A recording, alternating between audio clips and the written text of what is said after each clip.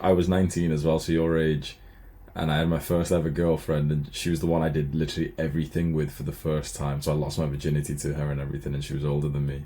And I told this story on the full guide, but I didn't actually tell the full details. That um, she she was a bit reserved, but she had 400 followers, 400 guys, 400 people she's following, and with an anxious attachment style, it's like you pick up on things, and so she said that her body count was like four before me, and she was like 23, 24 or something. She was older than me, and I knew each and every one without a doubt. I already knew who it was. Literally, just like I stalked her Instagram enough.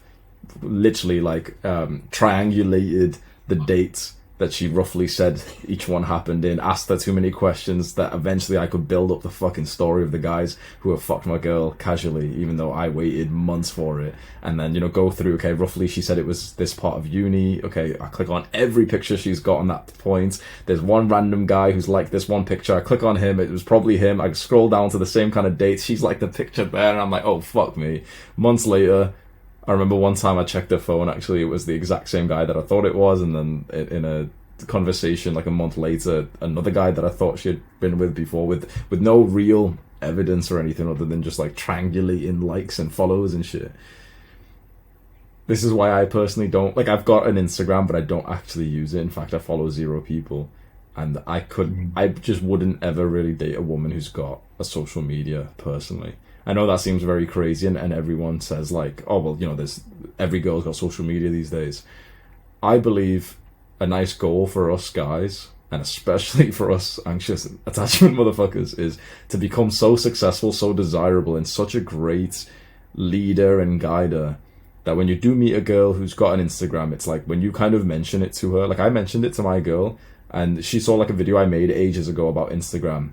And she sent me like a big message saying, oh, it's so true how they mess people up and everything. And I ended up saying, oh yeah, it is. And to be honest, I wonder why you're on it, because I like, what the perception I've got from you is someone who's quite base and doesn't use this stuff. And then she sends me a massive message like, oh my God, you're right. I've just deleted all my posts. I think I'm just going to delete my account as well. Now she has no social media. She made a new phone number. She's 5 people on her contact list. This is a possibility. And the thing is, right, a girl can still cheat.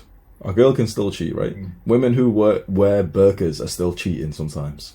Women who... Oh, bro, I've seen this firsthand. Yeah. So always remember, there's always a possibility of everything, and trying to control a woman to do something doesn't usually work.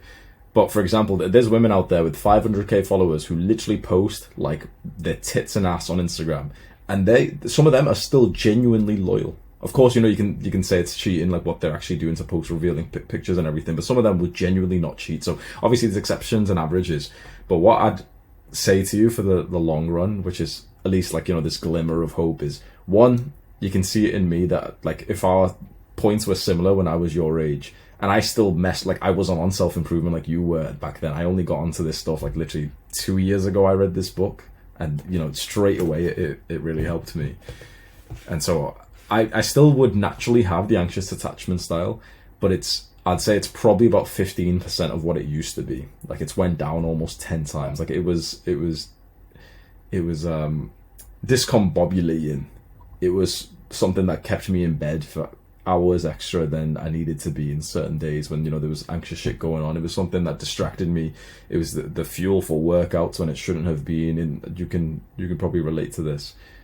And a lot of that's gone down. It's certainly still there. Certainly, there's still progress to be made. But the 80-20 rule has really come through for me. It's like I've gotten rid of a lot of it. She's the only girl who's ever been able to actually get me to open up.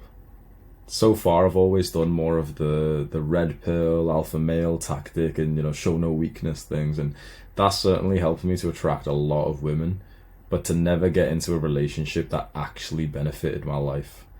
And so with this girl and rereading this book maybe a couple of months ago or so,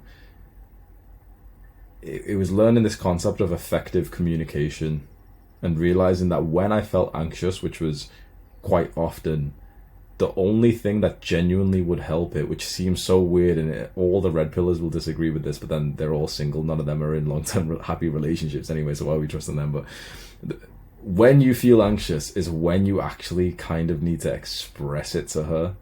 And you'll feel like a fucking chump when you do it, because it'll be multiple times a day where you'll be telling her, like, I feel anxious because of this. You're not really cheating on me right now, are you? Some shit like that. And it feels awkward to think this and to express it to them. But this book just again and again kept on drilling this concept that the person you're supposed to be with, like someone who's good for your life, who you could be with long term, is someone that you could say that to, and her attraction to you goes up, not down, but up.